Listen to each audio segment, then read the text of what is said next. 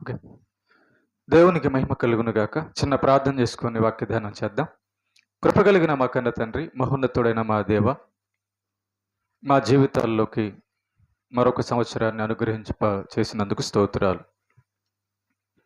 2024 నుంచి 2025లోనికి నడిపించిన దేవ, నిన్ను స్తుతిస్తూ ఉన్నాం. నీ వాక్యము ధ్యానింపబోచు ఉంటుండగా వినగల చెవులు, గ్రహించగల మనస్సును దయచేయండి. అభ్యంతరపరచ చూచే సాతాను, దురాత్మ, చక్ర శక్తుల ప్రభావాన్ని తొలగించండి. నీ కొరకు ఉన్నతంగా నేర్చుకొనున్నట్లుగా, వినున్నట్లుగా దీవించి బలపరచండి. నీ పక్షాన నీవు నిలబెట్టుకున్న నీ దాసునైన నేను అల్పజ్ఞుడను, పాపిని, నిష్ప్రయోజకుడను. కేవలం నీ ప్రేమ, నీ కృప చేత నీవు నిలబెట్టావు. కాబట్టి మమ్మల్ని అందరినీ బలపరిచి ముందుకు నడిపించమని క్రీస్తు యేసు పేరిట ప్రార్థిస్తున్నాం తండ్రి. ఆమేన్.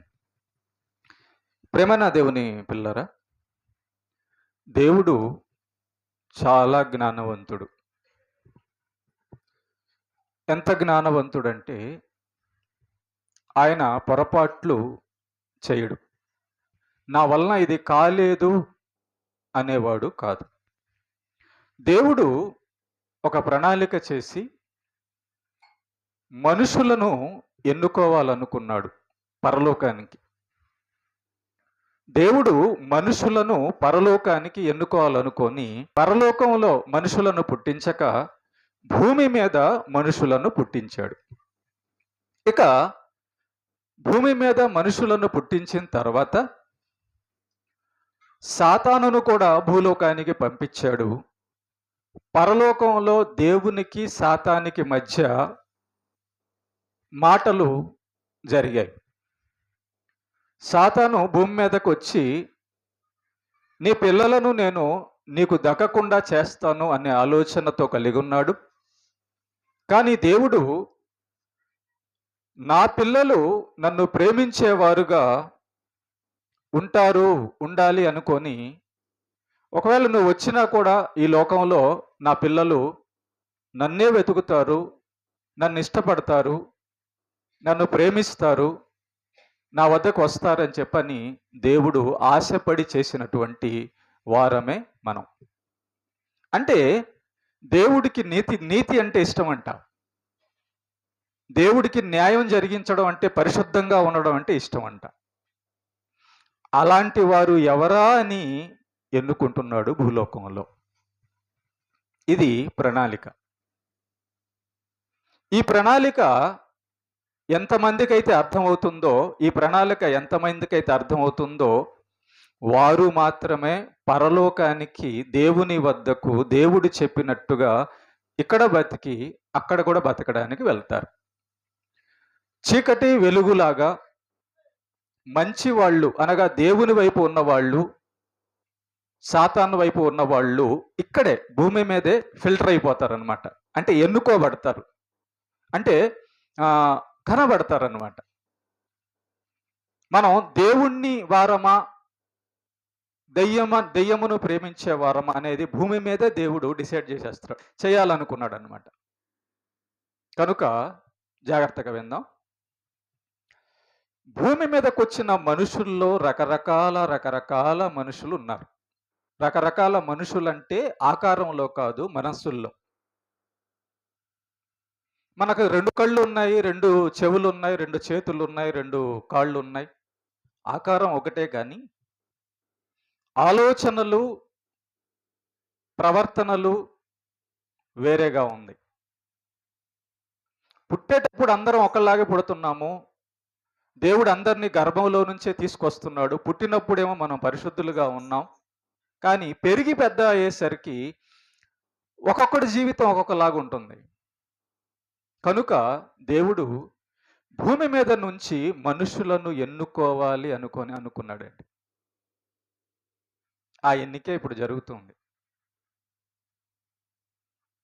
తాను ఇంతమంది నాకు కావాలి, ఇంతమంది నా దగ్గరకు వస్తారనుకున్న ఒక ప్రణాళిక ఉంది. ఆ ప్రణాళిక వరకు ఈ భూమి వెళ్తూ ఉంటుంది. ఈరోజు 2025 కదా. ఈ 2025 సంవత్సరం లోపల ఆదాము దగ్గర నుంచి ఈ రోజు వరకు ఎంతమంది దేవుని సన్నిధికి పరదేశకు వెళ్ళారో ఆలోచన చేయండి. ఎంతమంది నరకానికి వెళ్ళారో ఆలోచన చేయండి. వీరెందుకు పరలోకాన్ని పరదేశకి వెళ్ళారు, వీరెందుకు నరకానికి వెళ్ళారంటే, భూమి మీద బతికినప్పుడు దేవుడు కావాలనుకున్న వాళ్ళేమో పరదేశకి వెళ్ళారు. భూమి మీద బతికినప్పుడు ఈ లోకం మాత్రమే సుఖాలు అనుభవించాలనుకొని సాతాను మాట వినేవాళ్ళు నరకానికి వెళ్ళారు. మన కళ్ళ ముందే పుడుతున్నారు, చనిపోతున్నారు, వెళ్ళిపోతున్నారు. వెళ్ళిన వాళ్ళు తిరిగి మనకి ఇంకా రారు. Right, okay. ప్రణాళిక ఇది. ఈ ప్రణాళిక ఎవరు తెలుసుకోగలరు, ఎవరికి అర్థమవుతుంది అనే విషయాలు ఈరోజు మనము ఆలోచన చేస్తూ, ఆ ప్రణాళికలో మనం ఉన్నామా లేమా, మనం దేవుని వద్దకు వెళ్ళేవారుగా ఉన్నామా లేమా, దేవుని వద్దకు వెళ్ళేవారుగా సిద్ధపడుతున్నామా లేమా. ఒకవేళ మనం దేవుని వద్దకు వెళ్ళేవారమైతే, దేవుని వద్దకు వెళ్ళే ఆలోచనలు ఉంటే ఎలా ఉంటుంది మన పరిస్థితి అనేది ఈరోజు బైబిల్లోంచి మనం చూద్దాం. ఓకేనా? కొంతమందిని నేను చూపిస్తాను. లూకాసు వార్తలో బాప్తిస్మిచ్చు యోహాను గారు యేసు ప్రభు దగ్గరికి ఒక ఇద్దరిని పంపిస్తున్నాడు. చూడండి ఆ మాట, 18వ వచనం. యోహాను శిష్యులు అతనికి తెలియజేసిరి. అంతటా యోహాను తన శిష్యులలో ఇద్దరిని పిలిచి, రాబోవు వాడవు నీవేనా, మేము మరి ఒకని కొరకు కనిపెట్టవలెనా అని అడుగుటకు వారిని ప్రభువునొద్దకు పంపెను. జాగ్రత్తగా మనం ఇక్కడ యోహాను యొక్క ఆలోచన గమనిస్తే, యోహాను తన శిష్యులిద్దరిని పిలిచి యేసు ప్రభు దగ్గరికి ఒక మాట అడగడానికి పంపిస్తున్నాడు. యేసు ప్రభు దగ్గరికి ఒక మాట అడగడానికి పంపిస్తున్నాడు. ఆ మాట ఏంటంటే, యోహానుకి ఏదో కావాల్సి ఉంది, యోహానుకి ఏదో అవసరమై ఉంది. అదేంటో ఆ యేసు ప్రభు దగ్గర దొరికిద్దా, ఆయనైనా కాదా తేల్చుకుందాం అన్న ఆలోచనతో ఒక ఇద్దరిని యేసు ప్రభు దగ్గరికి పంపించాడు. పంపిస్తూ వీళ్ళ చేత ఏమని పంపిస్తున్నాడు సమాచారం అంటే, మీరు వెళ్ళి యేసు ప్రభువుని ఏమని అడుగుతారంటే, రాబోయే వాడవు నీవేనా, లేక మేము ఇంకొకరిని కొరకు ఎవరి కోసమైనా వెతకాలా అనే సమాచారాన్ని అడగండి. నీవేనా రాబోయే వాడవు కాదా అని అడగడానికి యోహాను తన శిష్యులను యేసు ప్రభు దగ్గరికి పంపించాడు. Okay, right. రాబోయే వాడవు నీవేనా, ఎవరు రావాలి, ఎందుకు రావాలి, ఆయన వచ్చి ఏం చేయాలి, అసలు ఆయన అవసరం ఏంటి యోహానికి?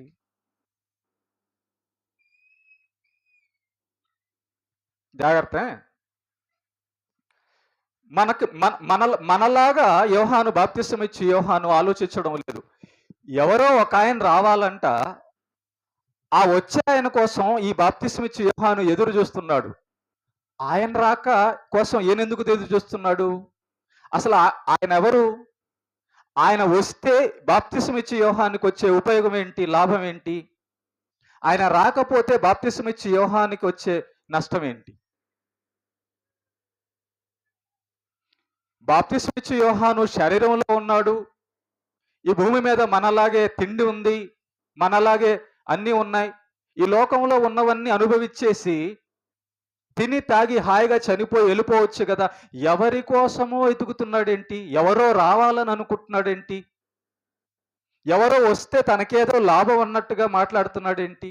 మన ఆలోచనలు ఏం కావాలనుకుంటున్నామో ఈ బాప్తిస్మిచ్చి యోహాను ద్వారా మనం తెలుసుకుందాం. ఈ బాప్తిస్మిచ్చి యోహాను యేసు ప్రభు దగ్గరికి పంపించి ఒక సూచన అడుగుతున్నాడు, ఒక ఆలోచన అడుగుతున్నాడు, ఒక సమాధానం కోరడానికి అడుగుతున్నాడు. అదేంటంటే, రాబోయే వాడవు నీవేనా, రాబోయే వాడవు నీవేనా అంటే యోహాను ఎవరి కోసమో ఎదురు చూస్తూ ఉన్నాడు. రైట్. శిష్యులు వెళ్ళారు, యేసు ప్రభు దగ్గరికి వెళ్ళారు. చదవండి తర్వాత. ఆ మనుషులు యేసు ప్రభు వద్దకు వచ్చి, రాబో వాడవు నీవేనా, లేక మరి ఒకని కొరకు మేము కనిపెట్టవలెనా అని అడుగుటకు బాప్తిస్మిచ్చు యోహాను బాప్తిస్మమిచ్చు యోహాను మమ్మును మమ్మును నీ వద్దకు పంపినని చెప్పిరి. యేసు ప్రభు దగ్గరకు వచ్చి ఆ బాప్తిస్మిచ్చు యోహాను శిష్యులు వచ్చి బాప్తిస్మిచ్చు యోహాను ఏం చెప్పమన్నాడో అది చెప్పారు. అయ్యా, బాప్తిస్మిచ్చు యోహాను నీ దగ్గరకు పంపించి రావలసిన వాడవు, ఈ భూలోకానికి రావలసిన వాడవు నీవేనా కాదా అడిగేసి రమ్మన్నాడు అని చెప్పి యేసు ప్రభుతో అన్నారు. చెప్పిరి 21. ఆ గడియలోనే ఆయన రోగములను బాధలను అపవిత్రాత్మలను గల అనేకులను స్వస్థపరిచి చాలా మంది గుడ్డి వారికి చూపు దయచేసాను. అప్పుడైనా మీరు వెళ్ళి కన్నవాటిని విన్నవాటిని యోహానుకు తెలుపుడి. గుడ్డివారు చూపు పొందుచున్నారు నెంబర్ 1. కుంటివారు నడుచుచున్నారు నెంబర్ 2. రోగులు శుద్ధులవుచున్నారు నెంబర్ 3. చెవిటివారు వినుచున్నారు నెంబర్ 4. చనిపోయిన వారు లేపబడుచున్నారు నెంబర్ 5. పేదలకు సువార్త ప్రకటింపబడుతుంది నెంబర్ 6. నా విషయమై అభ్యంతరపడని వాడు ధన్యుడని ఉత్తరం ఇచ్చాను. జాగ్రత్తనండి, ఇక్కడ బాప్తిస్మిచ్చు యోహాను తన శిష్యులను పంపించి అసలు ఏమని అడగమన్నాడు యేసు ప్రభుని? రాబోయేవాడవు నీవేనా, లేకపోతే మేము ఇంకొక అతన్ని ఎదురు చూడాలా అని అడగమన్నాడు. యేసు ప్రభు ఒక మాట చెప్పొచ్చు, ఏమని? నేనే రాబోయేవాడిని, నేనే. రాబోయేవాడను నేనే అనే మాట చెప్పకుండా ఆయన ఏమంటున్నాడంటే గుడ్డివారు చూపు పొందుతున్నారట, కుంటివారు నడుచుచున్నారట, రోగులు శుద్ధులవుచున్నారు, చెవిటివారు వించున్నారు, చనిపోయిన వారు లేపబడుచున్నారు, పేదలకు సువార్త ప్రకటింపబడుతుంది. ఇదేం సమాధానం?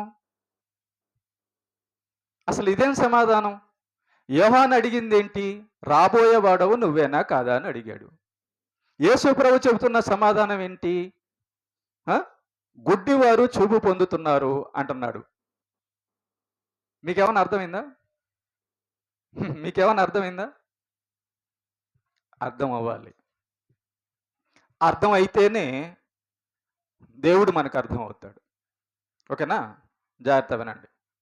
యేసు ప్రభు అంటున్నాడు, చెవిటి వారు వింటున్నారట. వాళ్ళు ఎందుకు చెవిటి వాళ్ళు అయ్యారు?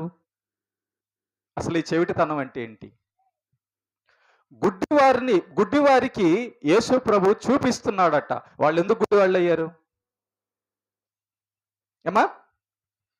తర్వాత కుంటివారు నడుస్తున్నారట. వాళ్ళు ఎందుకు కుంటి వాళ్ళు అయ్యారు? రోగులు స్వస్థపడుతున్నారట. వాళ్ళు ఎందుకు రోగస్తులు అయ్యారు?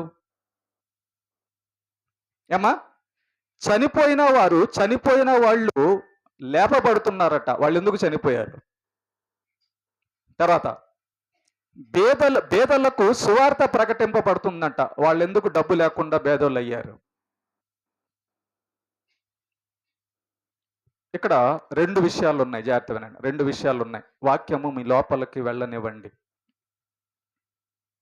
వాక్యము శ్రద్ధగా తీసుకుంటే కానీ అందరికి అర్థం కాదు.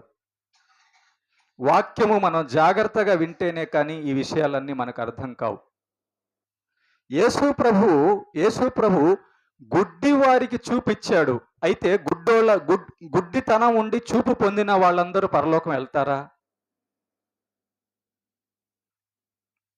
ఒకతనికి కళ్ళు లేవు, డాక్టర్లు కళ్ళు ఆపరేషన్ చేసి కళ్ళు తెప్పించారు. ఏమ్మా, వాడు పరలోకం వెళ్తాడా? చూపు వచ్చింది కాబట్టి. ఓకే. రెండోది, కుంటివారు నడుస్తున్నారు. కాళ్ళు లేని వాళ్ళకి డాక్టర్లు కాళ్ళు చెక్కకాలో ఏదో ఒక కాళ్ళు పెట్టి నడవడానికి ఏర్పాటు చేశారు. అయితే అతనికి కాళ్ళు వచ్చాయి కాబట్టి అతను పరలోకం వెళ్తాడా? రైట్. తర్వాత రోగులు శుద్ధులు అవుతున్నారు. ఒకనికి రోగం వచ్చింది, హాస్పిటల్కి వెళ్ళాడు, రోగం బాగైపోయింది కాబట్టి పరలోకం వెళ్తాడా?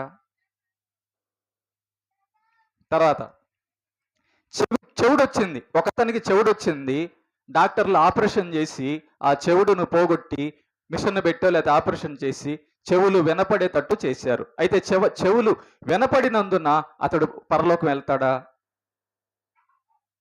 తర్వాత చనిపోయిన వారు లేపబడుచున్నారు. చనిపోయాడు ఒక అతను, మళ్ళా అతను ఎట్లాగో బతికాడు. అయితే చనిపోయి తిరిగి బతికినందువలన అతను పరలోకం వెళ్తాడా? రైట్. తర్వాత ఏంటి? పేదలకు సువార్త ప్రకటింపబడుతుంది. ఒకతను బాగా పేదోడుగా ఉన్నాడు, తర్వాత ఏదో చేశాడు, కష్టమో నష్టమో న్యాయమో అన్యాయమో, డబ్బు బాగా వచ్చేసింది, అయితే పరలోకం వెళ్తాడా?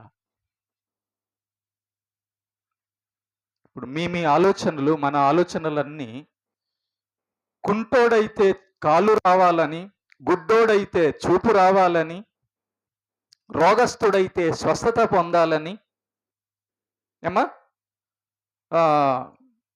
చెవిటి వారైతే వినపడేటట్టు ఉండాలని, పేదోళ్ళైతే ధనం పొందాలని ఉంటే మంచిదే.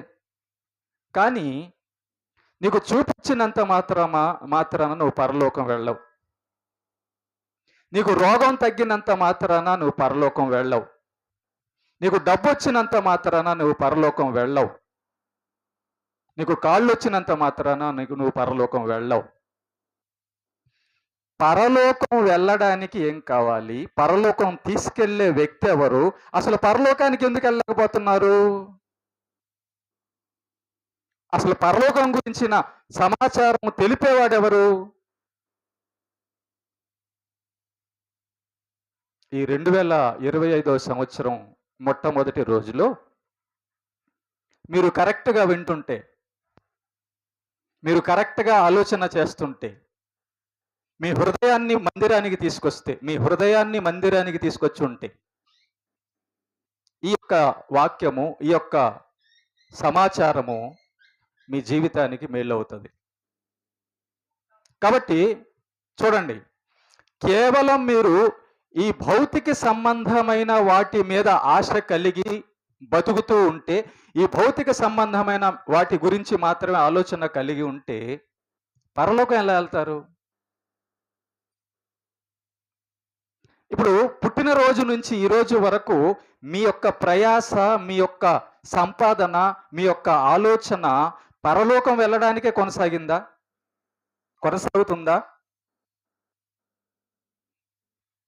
వాక్యం వినబడేటప్పుడండి పరలోకం వెళ్ళేవాడైతే అమ్మ, పరలోకానికి వెళ్ళడానికి కావలసిన సమాచారం ఏదో నాకు అక్కడ దొరుకుతుందని కనెక్ట్ అయిపోతాడండి. అలాగే వాక్యం వైపు చూస్తూ ఉంటాడు. చూడండి, అడుక్కునే వాళ్ళు జేబులో కానీ ఎవరన్నా చేయి పెట్టారనుకోండి, అట్లాగే జేబు వైపు చూస్తుంటారు. 10 రూపాయలు తీస్తాడా, 50 రూపాయలు తీస్తాడా, 100 రూపాయలు తీస్తాడా, 500 తీస్తాడా, చూస్తూ ఉంటారా లేదా? లేకపోతే అడుక్కొని అయ్యా ధర్మం చేయని చెప్పి వెనక్కి తిరిగి వెళ్ళిపోతారా? ఎంత ఇస్తాడో అని చూస్తుంటారు కదా. పరలోకం వెళ్ళే వారికి కూడా, పరలోకం వెళ్ళాలన్న ఆలోచన కలిగిన వారికి కూడా దేవుని యొక్క వాక్యము ఒక మెట్టు, ఒక మార్కు, ఒక ఉపయోగం, ఒక ఆదరణ, ఒక బలం. కనుక పరలోకానికి వెళ్ళాలన్న ఆలోచన కలిగిన వాళ్ళు దేవుని వాక్యం మీద మనస్సు పెట్టి ఆ వినబడుతున్న వాక్యం యొక్క సారాంశం ఏంటో పొందుకుంటారు. Okay, right. భౌతిక సంబంధమైన స్వస్థతలు యేసు ప్రభు చేశాడు, రైట్, దాంట్లో తప్పేం లేదు, అవసరమే, చేశాడు. కానీ గుర్తుపెట్టుకోండి, బైబిల్లో ఒక ఇద్దరిని చూపిస్తాను. వాళ్ళ జీవితంలోంచి ఈ 2025 మనకు ఒక పాఠం కావాలి. ఓకేనా? వాళ్ళ జీవితంలోంచి ఒక పాఠం కావాలి. లూకాసు వార్త 23వ అధ్యాయం తీయండి, 39 నుంచి చదవండి. వేలాడవేయబడిన ఆ నేరస్తులలో ఒకడు ఆయనను దూషించుచు, నీవు క్రీస్తువు గదా, నిన్ను నీవు రక్షించుకొనుము, మమ్మును కూడా రక్షించమని చెప్పింది. జాగ్రత్తగానండి. ఒక దొంగ యేసు ప్రభు సిలువ వేయబడినప్పుడు ఎడమ పక్క ఒక దొంగ, కుడిపక్క ఒక దొంగ సిలువ వేయబడ్డారు. అప్పుడు ఈ ఎడం పక్క ఉన్నటువంటి దొంగ ఏం చేస్తున్నాడంటే యేసు ప్రభుతో ఏం మాట్లాడుతున్నాడంటే, నీవు క్రీస్తువైతే నిన్ను నీవు రక్షించుకో, మమ్మల్ని కూడా రక్షించు. క్రీస్తుని విన్నాడు. తన పక్కన సిలువ వేయబడిన వాడు క్రీస్తుని విన్నాడు. కానీ ఏం మాట్లాడుతున్నాడు చూడండి. నీవు క్రీస్తువైతే నిన్ను నీవు రక్షించుకో, మమ్మును కూడా రక్షించుకోమని యేసు ప్రభు మీద నమ్మకం లేకుండా, గౌరవం లేకుండా ఏదో ఆర్డర్ ఇస్తున్నాడు. ఇదిగో నువ్వు క్రీస్తు అంట కదా, నిన్ను నువ్వు కాపాడుకో ముందు. అంటే దాని అర్థం ఏంటంటే క్రీస్తు అని విన్నాడు కానీ ఆయన క్రీస్తు అని నమ్మడంలా. నిన్ను నువ్వు కాపాడుకో క్రీస్తువైతే, మమ్మల్ని కూడా కాపాడు అంటున్నాడు. తర్వాత 40వ వచనం. అయితే రెండోవాడు వాణ్ణి గద్దించి, నీవు అదే శిక్షా విధిలో ఉన్నావు గనుక దేవునికి భయపడవా?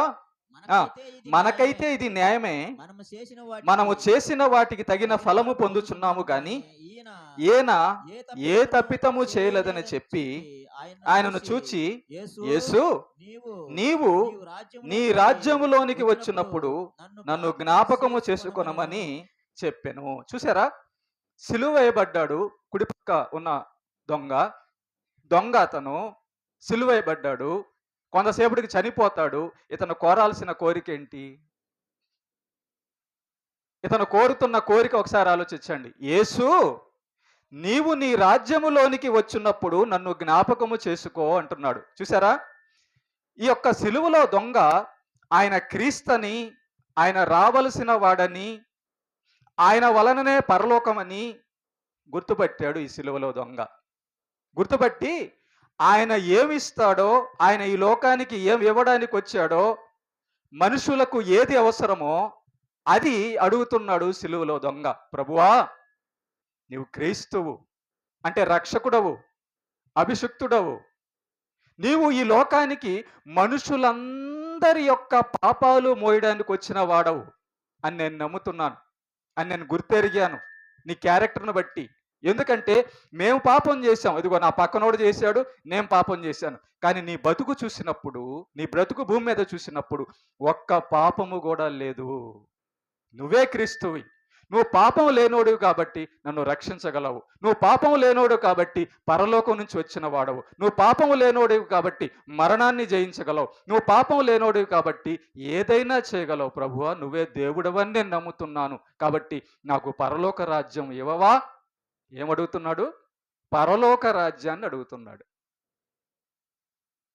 యోహాను ఎవరి కోసం ఎదురు చూస్తున్నాడో తెలుసా? శిష్యులను పంపించి, రాబోయే వాడవు నీవేనా, మరొకరి కోసం ఎదురు చూడాలంటే యోహాను కూడా, బాప్తిస్మ ఇచ్చి యోహాను కూడా నన్ను పరలోకం తీసుకెళ్లేవాడు వస్తాడు. దేవుడు ఆజ్ఞ ఇచ్చున్నాడు. బైబిల్ని ఎవరైతే పరిశీలించున్నారో, దేవుని యొక్క వాక్యాన్ని ఎవరైతే నమ్ముతున్నారో, దేవుని వాక్యమందు ఎవరైతే వెంబడిస్తున్నారో, ధ్యానిస్తున్నారో వాళ్ళందరికీ అర్థమయ్యే విషయం ఏంటంటే క్రీస్తు రక్షకుడు. దేని నుంచి రక్షకుడు? ఆత్మ రక్షకుడు. ఎక్కడి నుంచి రక్షకుడు? నరకం నుంచి తప్పించే రక్షకుడు. ఎక్కడి నుంచి రక్షకుడు? మన జీవితం, పాపమైన జీవితాన్ని పరిశుద్ధంగా మార్చేటటువంటి రక్షకుడు. ఒకవేళ మనం పాపంతో చనిపోతే ఏమవుతుందో వాళ్ళకి అర్థమైంది. ఒకవేళ మేము పాపులుగా చనిపోతే మా బతుకు ఎలాగుంటుందో వాళ్ళకి అర్థమైంది. వాళ్ళు నరకానికి వెళ్ళిపోతామని చెప్పి వాళ్ళకి తెలిసిపోయి భూమి మీద ఆదికాండము నుంచి ప్రకటన గ్రంథం వరకు రాయబడిన భక్తులు ఎదురు చూసినటువంటి వ్యక్తి, శక్తి యేసుక్రీస్తు. ఈ సిలువలో దొంగ యేసు ప్రభు కోసం ఏమడుగుతున్నాడు చూడండి. ప్రభువా, నాకు నీ రాజ్యములో చోటివ్వవా అంటున్నాడు. నీ పరలోకంలో చోటివ్వవా అంటున్నాడు. బాప్తిస్మిచ్చు యోహాను ఎదురు చూశాడు. ఈ సిలువలో దొంగ కూడా ప్రభువా, నాకు పరలోకం ఇవ్వవా, పరలోకం ఇవ్వవా అని అడుగుతున్నాడు. ఏం పరలోకం అంత ముఖ్యమైందా? డబ్బు కంటే పరలోకం ముఖ్యమైందా? ప్రాణం కంటే పరలోకం ముఖ్యమైందా? ఉద్యోగం కంటే పరలోకం ముఖ్యమైందా? భార్య బిడ్డల కంటే పరలోకం ముఖ్యమైందా? సుఖం కంటే పరలోకం ముఖ్యమైందా? ఈ శరీర సుఖం కంటే, ఆరోగ్యం కంటే పరలోకం ముఖ్యమైందా అంటే అవునండి. ఒక్కసారి పరలోకానికి వెళ్ళిన వాడు ఇక ఏ రోజు బాధపడ్డు. ఒకసారి పరలోకానికి వెళ్ళిన వాడు దేవుని చేత ప్రేమించబడుతూ ఆనందంగా ఆయన పాదాల దగ్గర శాశ్వతంగా కొనసాగుతాడు. ఒకసారి నరకానికి వెళ్ళిన వాడు ఇంకెప్పటికీ సుఖం అన్నది ఎరగడు. ధనవంతుడు లాజరు యొక్క చరిత్రలో మనం యేసు ప్రభు మాటల్లోనే వింటాం. ధనవంతుడు తన ఇష్టానుసారంగా భూమి మీద బతికి నరకానికి వెళ్ళిపోయాడు. లాజరు దేవుడు చెప్పినట్టుగా దేవుడి రాజ్యాన్ని కోరుకున్నాడు. కాబట్టి గుర్తుపెట్టుకోండి, ఇక్కడ మనం తెలుసుకోవాల్సిన విషయం ఏంటంటే ఆత్మరక్షణ. నీ నీ నీ ఆత్మ చనిపోయిన తర్వాత ఎక్కడికి వెళ్తుంది, దాన్ని కనుక్కోవాలి. ప్రియమైన దేవుని బిడ్డలారా, ఇక్కడ కొన్ని విషయాలు యేసు ప్రభు చెబుతున్నటువంటి సూచనలు మనం జాగ్రత్తగా ఆలోచిస్తే, గుడ్డివారు చూపు పొందుతున్నారట. చూద్దాం రండి, మళ్ళా వచ్చేసేయండి లూకా సువార్త 7వ అధ్యాయంలోనికి 22 ఒకసారి చదవండి. గుడ్డివారు చూపు పొందుతున్నారు. ఇక్కడ జాగ్రత్తగానండి, ఇక్కడ గుడ్డివారు అంటే 2 రకాల గుడ్డి వాళ్ళు ఉన్నారండి. 2 రకాల గుడ్డి వాళ్ళు ఉన్నారు. ఒకటి భౌతికంగా కళ్ళు లేని గుడ్డి వాళ్ళు అయితే దీనివల్ల నష్టం ఏం లేదు. నువ్వు గుడ్డోడైతే గుడ్డితనం వలన నరకం అనేది రాదు. కానీ ఇంకొక గుడ్డితనం ఉంది. ఏం గుడ్డితనం అది?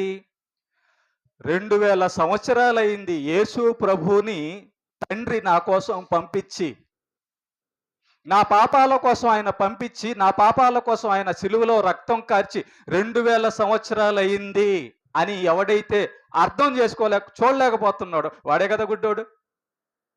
2025 వచ్చింది కాబట్టి నేను కొత్త బట్టలు వేసుకుంటా, 2025 వచ్చింది కాబట్టి నేను తింటా తాగుతా బిర్యానీ చేసుకొని వండుకొని తింటానంటే నీకు అర్థమైంది అదేనా?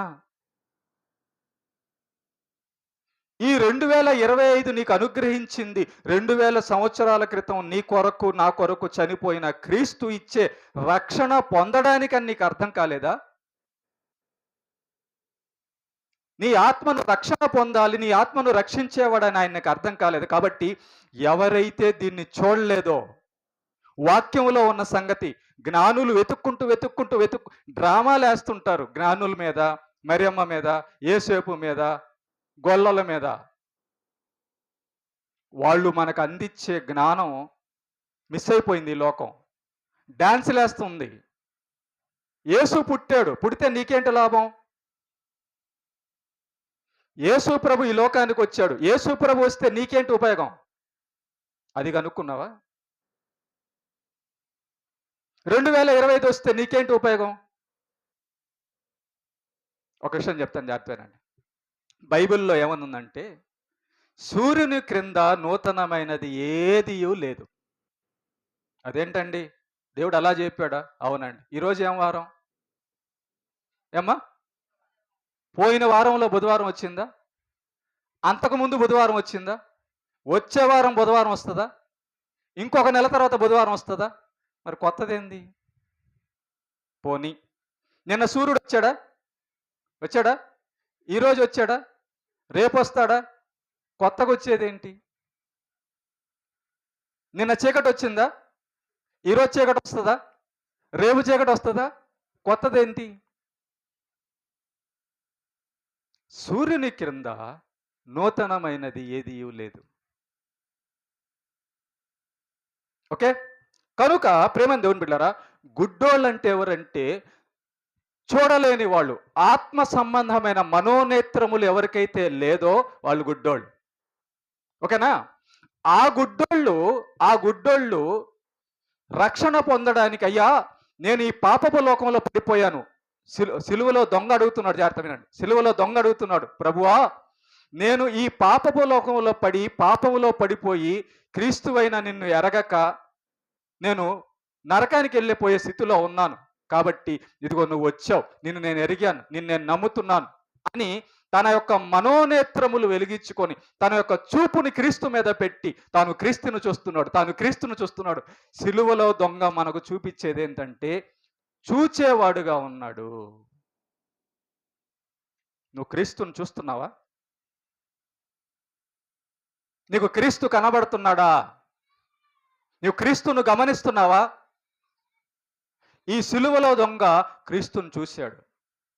కనుక ఎవరైతే తమ పాపాల కోసం, తమ ఆత్మల రక్షణ కోసం వచ్చిన వాడు క్రీస్తు అని కనుగొనగలరో, తెలుసుకొనగలరో వాళ్ళు, అలాంటి వారందరికీ చూపివ్వడానికి వచ్చినోడే యేసుప్రభు.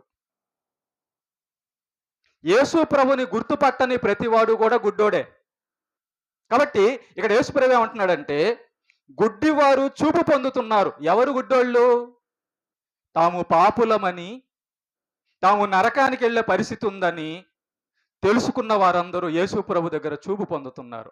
ఆత్మ సంబంధమైన చూపు.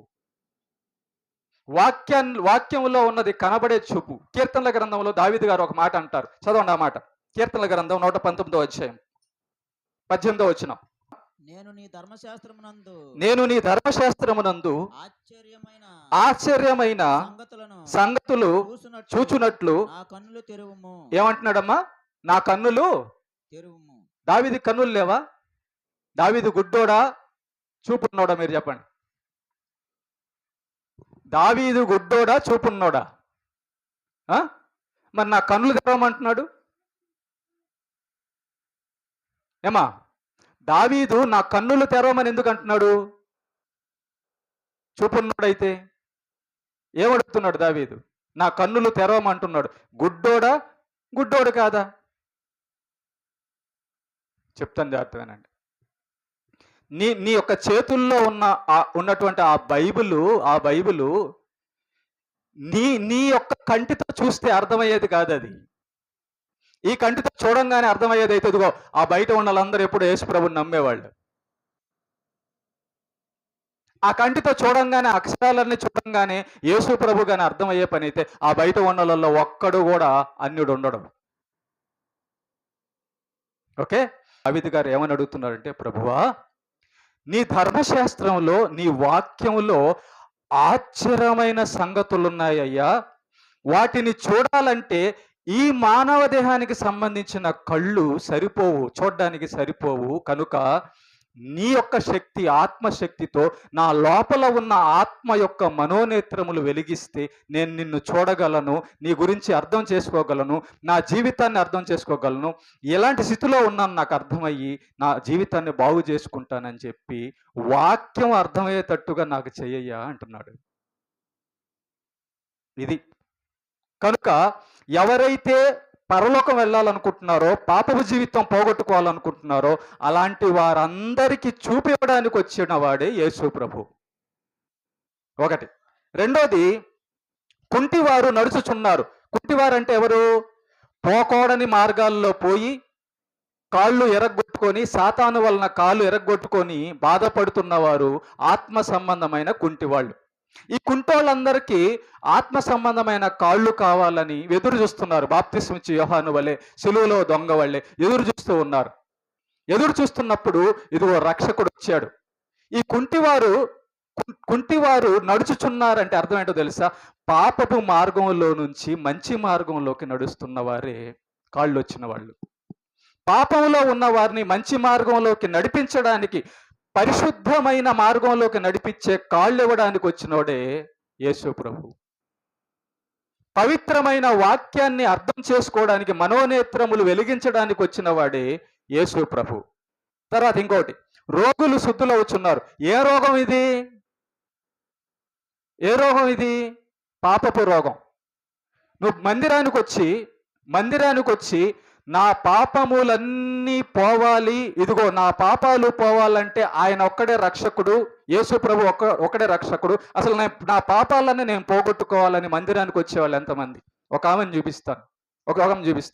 లూకా సువార్త 7వ అధ్యాయం, అదే 7వ అధ్యాయంలో 36వ వచనం చూడండి ఒకసారి. 36వ అధ్యాయం. పరిసయ్యులలో ఒకడు తనతో కూడా భోజనము చేయవలనని ఆయన అడిగను. ఆయన ఆ పరిసయ్యుని ఇంటికి వెళ్ళి భోజన పంక్తిని కూర్చుండగా ఊరిలో ఉన్న ఈమె స్త్రీ, పాపాత్మురాలంటే పాపము చేస్తున్న స్త్రీ, అంటే వ్యభిచారం చేస్తున్న స్త్రీ. ఓకేనా? ఈ వ్యభిచారం చేస్తున్న స్త్రీ యేసు ప్రభు దగ్గరికి వస్తుందట. స్త్రీ యేసు పరిసయ్యుని ఇంట భోజనమును కూర్చున్నాడని తెలుసుకొని ఒక బుడ్డిలో అత్తరు తీసుకొని వచ్చి, జాగ్రత్తనండి, యేసు ప్రభు అట పలానా దగ్గర ఉన్నాడు, ఒక పరిసయ్యుని ఇంటికాడ ఉన్నాడు అని తెలుసుకున్నట పాపాత్మురాలైన స్త్రీ. ఆయనతో ఈమెకేం పని? యేసు ప్రభుతో ఈమెకేం పని? పాపాత్మురాలైన స్త్రీ, వ్యభిచారం చేస్తున్న స్త్రీకి యేసు ప్రభుతో ఏం పని? యేసు ప్రభు యొక్క అవసరం ఏంటి? నువ్వు మందిరానికి ఎందుకు వస్తున్నావో జాగ్రత్త. నువ్వు 2025 ఎందుకు సంతోషిస్తున్నావు ఒకసారి ఆలోచించుకే. సంతోషించాలి, కానీ ఎందుకు? ఆ స్త్రీ వెనక తట్టు ఆయన పాదముల యొద్ద నిలబడి ఏడ్చుచు కన్నీళ్లతో ఆయన పాదములను తడిపి తన తల వెంట్రుకలతో తుడిచి ఆయన పాదములు ముద్దు పెట్టుకొని, అసలు ఇదంతా ఎందుకు చేస్తుంది యేసు ప్రభుకి ఈ స్త్రీ? ఊర్లో చాలా మంది మగవాళ్ళు ఉన్నారు, వాళ్ళ దగ్గరికి వెళ్లకుండా ఏమి యేసు ప్రభు దగ్గరికి ఎందుకు వచ్చింది? యేసు ప్రభు పాదాలని ఎందుకు పట్టుకుంటుంది? యేసు ప్రభు పాదాల దగ్గర కన్నీళ్ళు ఎందుకు కారుస్తుంది? యేసు ప్రభు పాదాలను తన యొక్క వెంట్రుకలతో ఎందుకు తుడుస్తుంది? అసలు ఏం తెలుసుకుంది? ఏమి అక్కడ రాయబడి ఉంది, యేసు ఉన్నాడని, అక్కడ భోజనమునకు కూర్చున్నాడని తెలుసుకొని. నీకు యేసు తెలిసాడా? క్రిస్మస్ రోజు పండగ చేసుకుంటున్నారని తెలిసిందా? అసలు యేసు 2000 సంవత్సరాల క్రితం ఈ లోకానికి ఏ కారణాన్ని బట్టి వచ్చాడో నీకు అర్థమైందా? మనం పాపులమని మనల్ని రక్షించడానికి వచ్చిన వాడే యేసు. గుడ్డోళ్ళైతే కళ్ళు ఇచ్చేస్తే పరలోకం వచ్చేస్తుంది అనుకుంటే నో ప్రాబ్లం, పరలోకం నుంచి ఇచ్చేసేవచ్చు. కానీ ఇక్కడ అది కాదు. జీవితం మారాలి, జీవితం కోరుకోవాలి. యేసు ప్రభు దేవుడు కోరుకుంటున్నది ఏంటో తెలుసా? మన దగ్గర నుంచి మారు మనస్సు, క్యారెక్టర్, పరిశుద్ధత. నేను మంచోడుగా మంచిదానిగా బతకాలన్న ఆలోచన భూమి మీద మనకు కలగాలట. అది ఇవ్వడానికి వచ్చాడు భూమి మీదకి. నువ్వు పవిత్రుడుగా పవిత్రురాలుగా బతకాలన్న ఆలోచన నీకు ఉంటే, ఇదిగో నేను నిన్ను రక్షిస్తానని చెప్పడానికి వచ్చాడు యేసు. అది కనుగొందామి. మరి భూమి మీద చాలా మంది ఉన్నారు, వాళ్ళ దగ్గరికి ఎందుకు పోవాలా? వాళ్ళ దగ్గర పని కాదు, వాళ్ళందరూ పాపులే. ఎవరి కోసం ఆ స్త్రీ ఎదురు చూసిందంటే అదిగో ఆ రక్షకుడి కోసం. ఎవరైనా పరిశుద్ధుడు, ఎవరైనా పాపాన్ని క్షమించేవాడు. ఇప్పుడు చూడండి ఆ యొక్క వచనాన్ని మనం కానీ చూస్తే 4వ అధ్యాయం 47వ వచనం చదవండి ఒకసారి.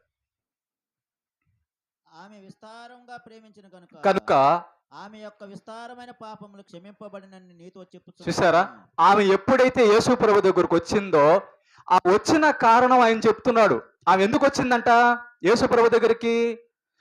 ప్రభువా, నేను పాపాత్మురాలను, నేను మంచిదానిగా బతకాలనుకుంటున్నాను, నా వల్ల కాలేదయ్యా. ఈ లోకంలో సాతాను మాయలో పడి నేను పాపంలో పడ్డాను, నన్ను పరిశుద్ధురాలుగా చెయ్యి, మంచి బ్రతుకు ఇవ్వు, పరలోకం తీసుకెళ్ళు ప్రభువా. నా పాపాలన్నీ నీ పాదాల దగ్గర ఒప్పుకుంటున్నా. నేను పాపిని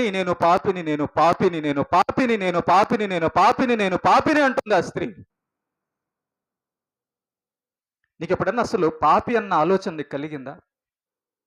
నువ్వు చేస్తున్న పాపములు నిన్ను బాధ పెడుతున్నాయా? నువ్వు చేసిన పాపం వల్ల నువ్వు బాధపడుతున్నావా? నువ్వు పాపివని బాధపడుతున్నావా? దానికి పరిష్కారం ఏంటో ఎతికావా?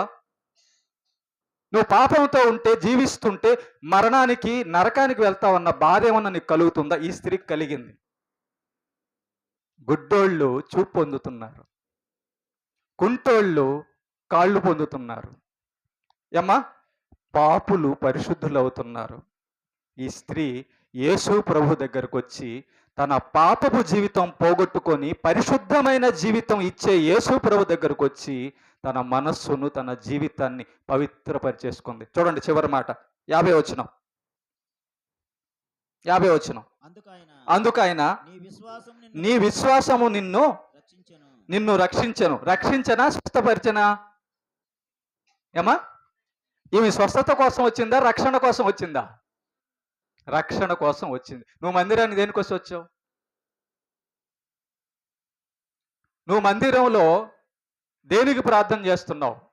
నువ్వు మందిరానికి వచ్చింది రక్షణ కోసమా, స్వస్థత కోసమా, అన్నం కోసమా, డబ్బు కోసమా, పవిత్రమైన జీవితం కోసమా? యేసు ప్రభు ఈ లోకానికి వచ్చింది రక్షణ ఇవ్వడానికి. ఆయన దేవుడు కాబట్టి అన్నం పెడతాడు, ఆయన దేవుడు కాబట్టి, తండ్రి కాబట్టి డబ్బులు ఇస్తాడు, ఆయన అన్ని చేస్తాడు. కానీ ఆయన తండ్రి అయినంత మాత్రాన, ఆయన దేవుడైనంత మాత్రాన నువ్వు పాపం చేస్తే నిన్ను పరలోకం తీసుకెళ్ళడు. నువ్వు పాపపు జీవితం విడిచిపెట్టకపోతే నిన్ను పరలోకం తీసుకెళ్ళడు. ఆయన ఇచ్చే రక్షణ, ఆయన వచ్చిందే రక్షణ ఇవ్వడానికి. చూడండి, ఆ మాట చదువుతాం.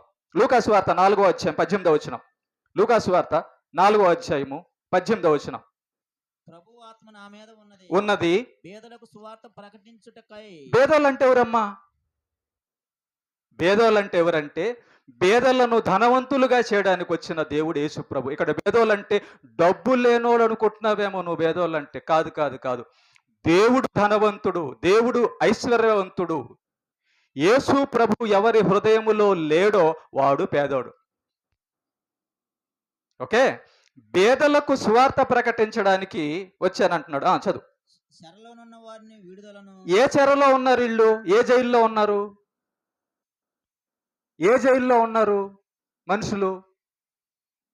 పాపం అనే సాతాను చెరలో ఉండి నరకానికి వెళ్ళే చెరలో ఉన్నారు. కాబట్టి నేను నరకానికి పాపిగా ఉన్నాను, నేను పాపిగా ఉన్నాను, ఈ పాపానికి నరకం సంభవిస్తుంది అని ఎవరైతే ఆ నరకం నుంచి, ఆ పాపం అనే చెర నుంచి, ఆ సాతాను బెందకాల నుంచి, ఆ చెడు జీవితంలో నుంచి విడుదల పొందాలని కోరుకుంటున్నారో అలాంటి వారి కోసం వచ్చాడు యేసు ప్రభు. చెరలో ఉన్న వారిని విడుదలకును, గుడ్డివారికి చూపు అంటే కనబడ్డంలా యేసు ప్రభు వచ్చి 2000 సంవత్సరాలు అయిపోయింది. రక్షకుణ్ణి తండ్రి పంపించి 2000 సంవత్సరాలు అయింది. కానీ మనం 2024 చేసుకుంటున్నాం, 2025 చేసుకుంటాం, బతికుంటే 2026 కూడా చేసుకుంటాం. ఎందుకు? బతుకుంటే ఇల్లు కట్టుకుంటాం, బతుకుంటే ఉద్యోగం సంపాదించుకుంటాం, బతుకుంటే పెళ్లి చేసుకుంటాం, బతుకుంటే సంతోషపడతాం, బతుకుంటే డబ్బు సంపాదించుకుంటాం. కానీ అన్ని విడిచిపెట్టి వెళ్ళిపోతాం. ఎందుకు? ప్రేమైన దేవుని బిడ్డలారా, యేసు ప్రభువు రక్షించడానికి, రక్షణ ఇవ్వడానికి వచ్చాడు. ఇది నీకు అర్థమైందా? చూడండి, గుడ్డివారికి చూపు 2000 సంవత్సరాల క్రితం నా కోసం ఆయన వచ్చాడని నీకు అర్థం కాకపోతే, నీకు కనబడకపోతే నువ్వు ఏం చేస్తున్నావు భూమి మీద? దేనికోసం బతుకుతున్నావు? గుడ్డోడిగా వెళ్తున్నావా? చూపు పొందావా?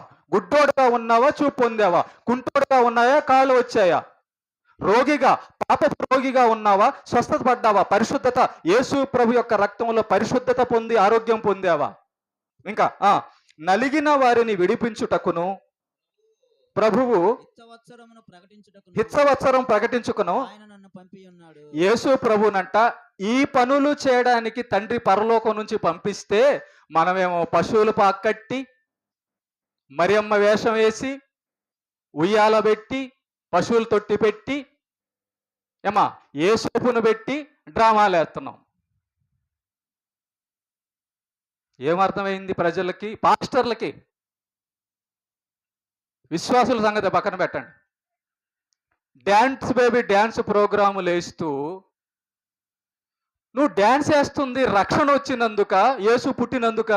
యేసు పుడితే నీకేం లాభం? రక్షణ అంటే ఇదిగో ఈ పాపాత్మురాలుకు వచ్చినది రక్షణ. రక్షణ అంటే సిలువలో దొంగకు వచ్చింది రక్షణ. రక్షణ అంటే బాప్తిసం ఇచ్చి యోహానుకు వచ్చింది రక్షణ. రక్షణ అంటే అపోస్తుడైన పౌలుకు వచ్చింది రక్షణ. రక్షణ అంటే మరియకు వచ్చింది రక్షణ. రక్షణ అంటే దానియేలుకు వచ్చింది రక్షణ. రక్షణ అంటే దావీదుకు వచ్చింది రక్షణ. నీకు వచ్చిందేంటి?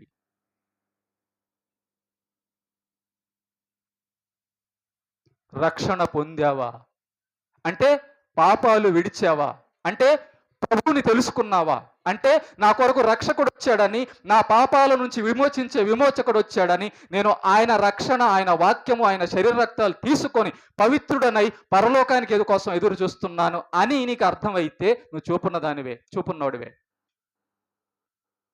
కాళ్ళు పరలోకం వైపు వెళ్ళాలి. చనిపోయిన వారు లేపబడుచున్నారు అని ఉంది. ఉందా? చదవండి అన్నమాట. లూకాసు వార్తలో 7వ అధ్యాయం. లూకాసు వార్త 7వ అధ్యాయము. చనిపోయిన వారు లేపబడుచున్నారు. చనిపోయిన వారు లేపబడ్డం అంటే ఇక్కడ ఆత్మ సంబంధమైన చనిపోయిన వారు లేపబడ్డం అంటే చెప్తానండి. ప్రకటన గ్రంథంలో ఒక మాట అన్నాడు. అసలు చనిపోవడం అంటే ఏంటి? మనిషి చనిపోవడం అంటే దేవుడి ఉద్దేశం వల్ల ఏంటో చూడండి ఒకసారి. ప్రకటన 3:1. ప్రకటన గ్రంథం 3:1. 3వ అధ్యాయం 1వ వచనం. ప్రకటన గ్రంథం 3వ అధ్యాయం 1వ వచనం. సార్దీసులో ఉన్న సంఘపు దూతకు ఇలాగు వ్రాయము. 7 నక్షత్రములను 7 నక్షత్రములను దేవుని 7 ఆత్మలు గలవాడు చెప్పు సంగతులేవనగా ఏవనగా నీ క్రియలను నేను ఎరుగుదును. ఏలైనగా జీవించుచున్నావన్న పేరు మాత్రం ఉన్నది గాని జీవించుచున్నావన్న పేరు మాత్రం ఉన్నది గాని నీవు మృతుడవే. దేవుడు అంటున్నాడు, ఒక బతుకున్న మనిషిని చూసి అంటున్న మాట ఇది. ఎవరినమ్మా? జీవిస్తున్న మనిషిని చూసి అంటున్నాడు. అంటే నువ్వు చచ్చిపోయినవాడివే అంటున్నాడు. అంటే దేవుడి ఉద్దేశంలో చనిపోయిన వాడు ఎవడంటే,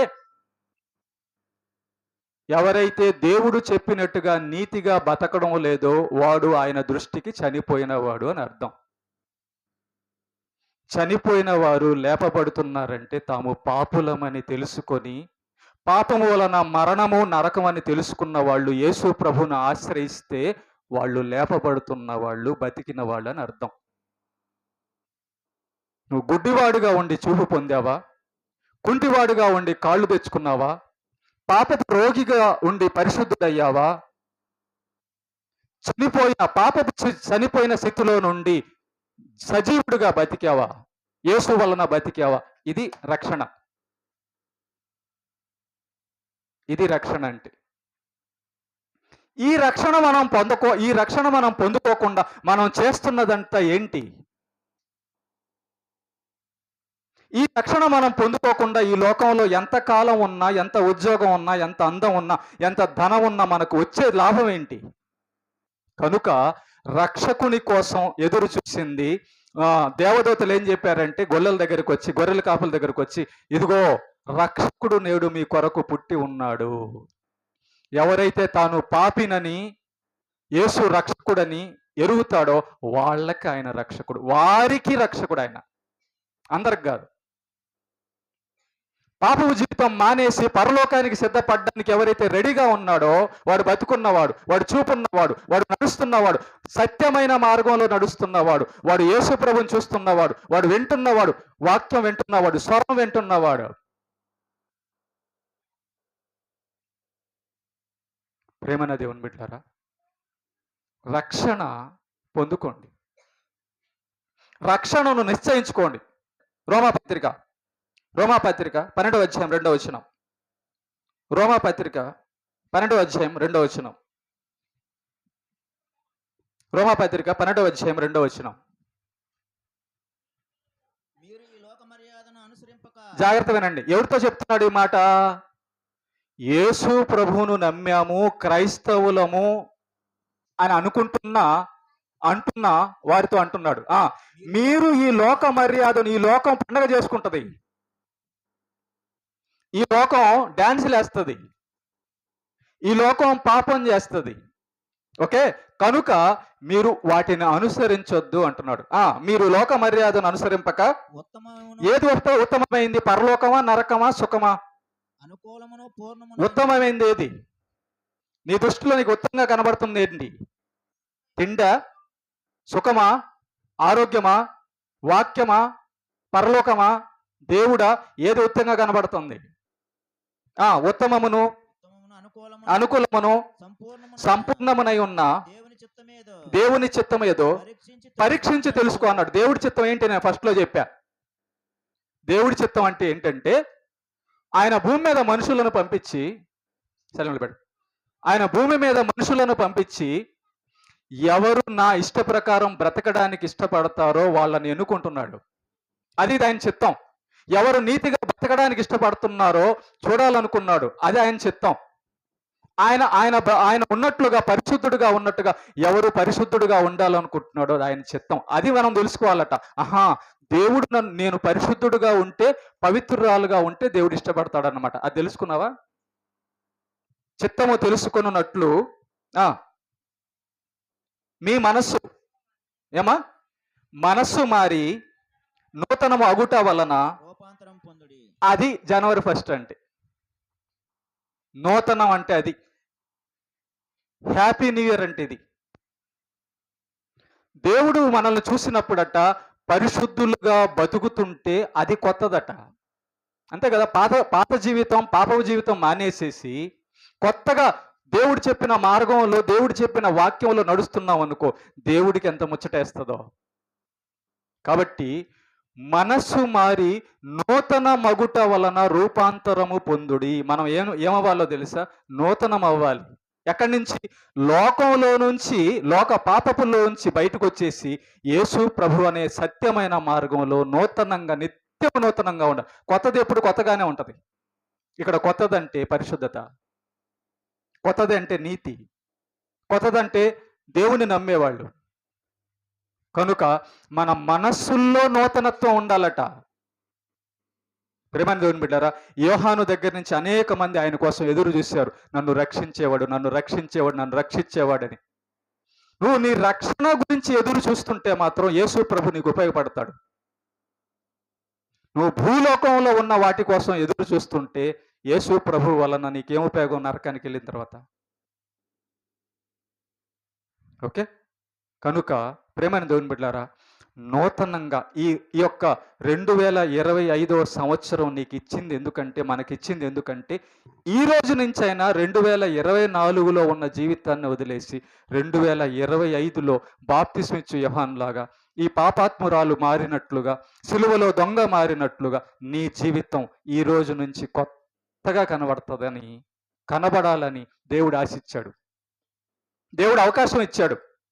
ఓకే, కనుక ఎవరైతే ఈ అవకాశాన్ని, ప్రభువా అవునా అంటే నేను నరకానికి వెళ్ళకూడదని, పాపపు జీవితం ఉందని నన్ను ప్రేమించి ఇచ్చావా అని ఎవరైతే సిద్ధపడతారో వాళ్ళు పరలోకం వెళ్తారు.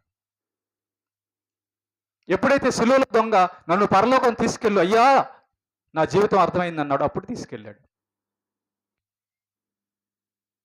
ఓకే, కనుక మనం మందిరానికి రావాల్సింది నూతనంగా ఉండడానికి. మనం యేసు ప్రభుని నమ్ముకోవాల్సింది పాపము నుంచి, పాపపు జీవితం నుంచి విడిపించబడి ఆత్మరక్షణ పొందడానికి, కంటి చూపు, చెవులు వినబడ్డానికి, కాళ్ళతో నడవడానికి పరలోకానికి, చేతులతో నీతి క్రియలు చేయడానికి, నోటితో ఆయన గురించి ప్రకటించడానికి. అందుకు నమ్ముకున్నాం యేసు ప్రభుని మనం అని అర్థమైందా? అర్థమైతే బతుకు ఈ రోజు నుంచి మారిద్ది. అర్థం కాకపోతే వాళ్ళ కోసం యేసు ప్రభు రాలేదు, అర్థమై పరలోకానికి వెళ్ళే వారి కోసం యేసు ప్రభు వచ్చాడు. అలాంటి వారికే చూపు, కాళ్ళు, స్వస్థత, పరలోకం. నువ్వు పరలోకాని కోసం ప్రయత్నం చేసి చర్చికి వచ్చి పరలోకం కోసం వెళ్ళడానికి వస్తుంటే మాత్రమే నీ జీవితంలో ఫలాలు కనబడతాయి. రాత్రి చెప్పాను నేను, 30 అంతలుగా, 60 అంతలుగా, 100 అంతలుగా. ఈ 24 నువ్వు ఫలాలు ఫలించకపోతే 25కి ఫలించు, 30 అంతలుగా ఫలించు, 60 అంతలుగా ఫలించు, 100 అంతలుగా ఫలించు. లేకపోతే ఇదే జీవితాన్ని 26లోకి తీసుకెళ్తాడో లేదో దేవుడికే తెలుసు. చాలా మందికి చెప్తుంటారండి నేను, ఇంటింటికి వచ్చి అయ్యా మందిరానికి రా అంటే, నాకు ఆరోగ్యం బాగుంది కదా, నాకు డబ్బులు దొరుకుతున్నాయి కదా, నేను తిని తాగుతుంటున్నాను కదా అంటారు. మంచాన పడతారు, అప్పుడు నాకు కబురు పంపిస్తారు. మంచాన పడిన తర్వాత కబురు పంపిస్తారు, పాస్టర్ గారు ప్రార్థన చేయడానికి రండి. ఏమైంది? బాగా బలం ఉంది కదా, తాగు, తిను, సినిమా ఎంజాయ్ చేయి. ఒక రోజున నీ ఆటలన్నీ కట్ అవుతాయి. దేవుడు అందుకే మారతావా లేదా అని చూసి టైం ఇచ్చి, ఇక నువ్వు మారవని అనుకునే పని అయితే, జాగ్రత్తగా మారవు అనుకునే పని అయితే ఇంకో సంవత్సరం నీకు ఎందుకు ఇవ్వాలైనా? కట్. ఇదే నీకు లాస్ట్ అవకాశం అయి ఉండొచ్చు.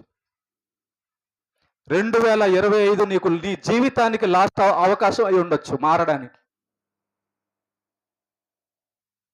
ఎంత చెప్పినా మారవా? పరిశుద్ధంగా బతకాలన్న ఆలోచన లేదా? పరలోకం వెళ్ళాలన్న ఆలోచన లేదా? ప్రభు నీ కోసం నా కోసం ప్రాణం పెట్టాడన్న ఆలోచన లేదా? ఉంటే ఈ రోజు నుంచి నీ బ్రతుకు దేవుడికి అప్పగించు.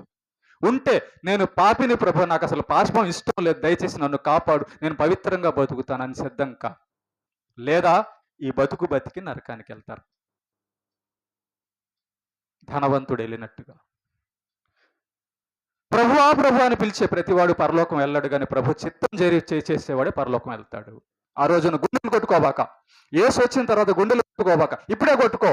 నీ జీవితాన్ని చూసుకొని కొట్టుకో. నా జీవితం ఇలా ఉందా అని చూసుకొని కొట్టుకో. దేవుడు కాపాడుతాడు. ఈ లోకం గతిస్తుంది. ఈ దేహం గతిచ్చే దేహం. తల్లి గర్భంలోంచి ఈరోజు చూడండి ఎలా మారిపోయిందో. నీ దేహాన్ని నువ్వు గుర్తుపట్టకుండా ముసలోడైపోయావని, ముసలిదాని అయిపోయావని గుర్తుపట్టకుండా, నా టైం అయిపోయిందని గుర్తుపట్టకుండా ఇంకా ఏం సంపాదించాలి, అయిపోతుంది. చాలా చివరికి వచ్చేసాం, గుర్తుపెట్టుకొని చాలా లాస్ట్కి వచ్చేసాం. యేసు ప్రభు దేవుడు లెక్క ముగిచ్చేస్తున్నాడు. చూడండి ఒకసారి, నేను కొన్ని సంవత్సరాల క్రితం ఒక విషయం చూసేవాడిని. అప్పుడు కొంత పాపం చేసేవాడికి కొంచెం అవకాశాలు ఉండే, కానీ ఇప్పుడు ఏం చేస్తున్నాడు, దేవుడు తీసేస్తున్నాడు అంతే. వీడు ఇంకా మారడం తీసేస్తున్నాడు. కనుక వద్దు, అవకాశాన్ని పోగొట్టుకోవద్దు. ఈ రోజే నేడే రక్షణ దినము. ఇది 2025 రక్షణ దినము ఏమ్మా. కనుక దేవుడు మన కోసం ఇంత కార్యం చేశాడు కాబట్టి, మన కోసం వచ్చాడు కాబట్టి అందుకు సంతోషిద్దాం. ప్రభువా, నా కోసం వచ్చావా? నన్ను ఎవరు విడిపించకపోతే నువ్వు విడిపించడానికి వచ్చావా? నీకు స్తోత్రం ప్రభువా. ఇలా ఎరిగిన వారమై మిగిలిన కాలం అంతా దేవుని కోసం బతుకుదాం. 2026 వచ్చేసేసరికి నువ్వేం చేయాలి తెలుసా? ఏం జరుగుండాలని జీవితంలో తెలుసా? నువ్వు మారి ఇంకొక ఆత్మను మార్చి ఉండాలి. అప్పుడు నువ్వు ఫలించినట్టు. నువ్వు మారి నీ జీవితాన్ని బాగు చేసుకొని ఇంకొక జీవితాన్ని క్రీస్తులోకి తెచ్చుంటే అప్పుడు నీకు అర్థమైందని అర్థం. ఓకే, దేవునికి మహిమ కలుగునుగాక.